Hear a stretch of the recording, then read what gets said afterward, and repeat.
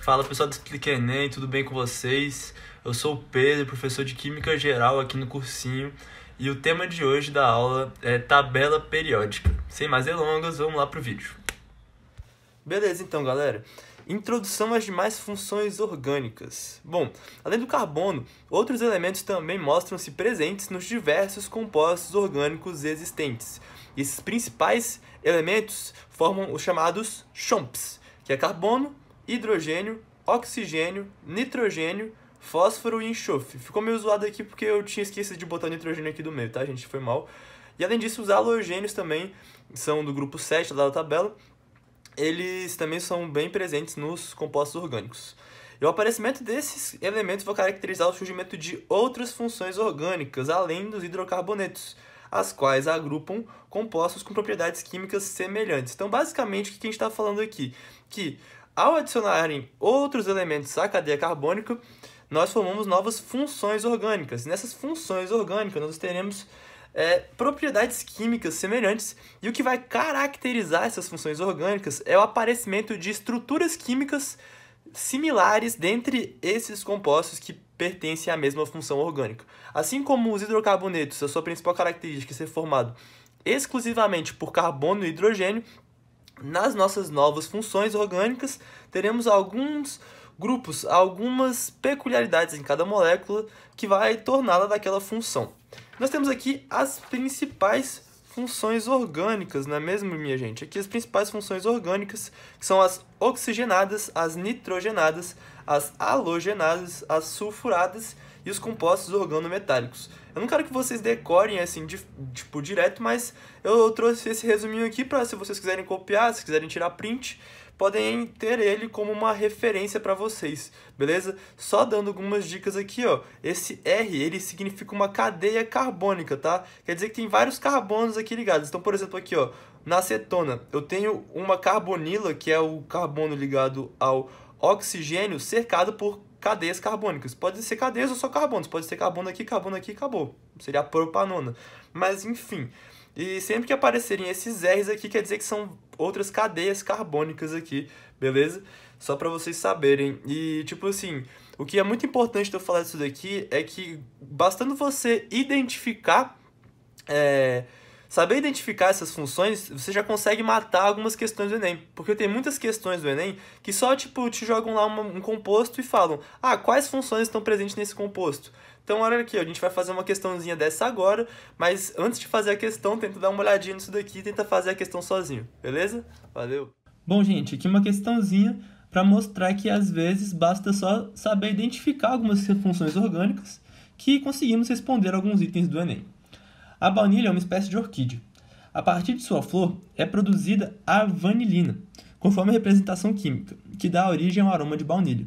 Na vanilina estão presentes as funções orgânicas. Vamos olhar aqui, ó.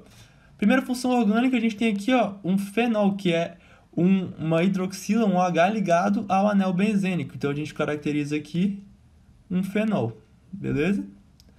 Outra aqui, ó, a gente tem um oxigênio no meio, um heteroátomo aqui no meio de uma cadeia carbônica. A gente tem aqui, ó, um radical R, que é o anel benzênico, o oxigênio, e ele está ligado aqui a um CH3, que é outro radical aqui, beleza? Então, a gente tem aqui uma função éter, beleza, gente? Função éter.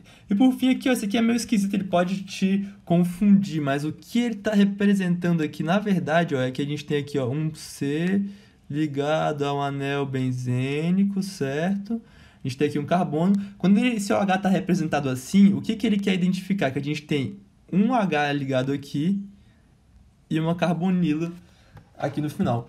Uma carbonila na extremidade de uma molécula é uma função aldeído.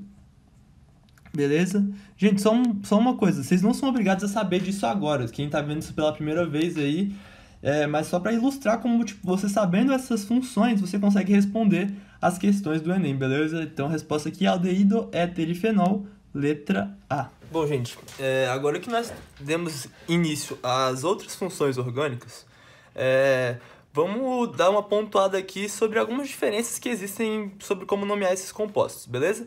Então aqui fiz um passo a passo da nomenclatura de qualquer composto orgânico. O primeiro passo é determinar a cadeia principal.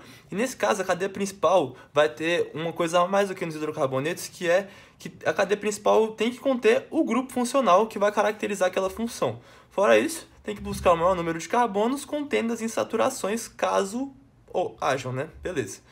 O segundo passo vai justamente numerar essa cadeia principal. Bom, de novo, vamos determinar essa cadeia principal aqui do exemplo, né? Bom, aqui, se nós formos olhar bem, a cadeia principal mesmo vai ser aquela clássica da molécula mesmo aqui, ó, que vai estar contendo tanto o grupo funcional, tanto a insaturação, beleza? Tranquilo aqui? E ela vai ser justamente a que tiver maior número de carbonos, beleza? Número 2, numerar a cadeia principal.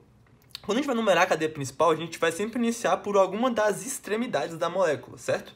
Bom, nesse caso, quando a gente está falando de um grupo funcional, ele é o primeiro critério para a gente decidir onde é que vai começar a numeração. Lembrando que quando era no caso de hidrocarbonetos, primeiro era a insaturação, mais próximo da saturação, e se não tivesse saturação, os mais próximos das ramificações, beleza? Então, tipo assim, ó, se o grupo funcional estiver exatamente no meio da molécula, aí essas duas outros dois critérios entram em cena, certo?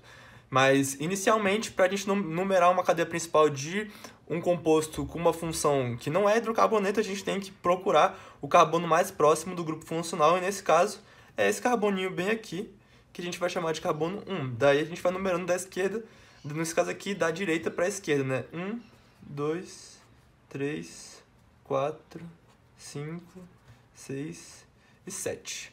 Beleza? Numerado a cadeia principal, a gente vai agora identificar as ramificações, gente. As ramificações elas vão ser nomeadas assim como os radicais livres originados dos hidrocarbonetos. Ou seja, por exemplo, a gente tem aqui o metano, CH4, né? E o metil, que é o radical livre originado a partir do metano, quando a gente tira os hidrogênios. E aí esse metil vai ter esse elétron livre aqui, que vai se ligar à cadeia carbônica aqui, que vai estar indo de um lado para o outro aqui. Enfim, beleza?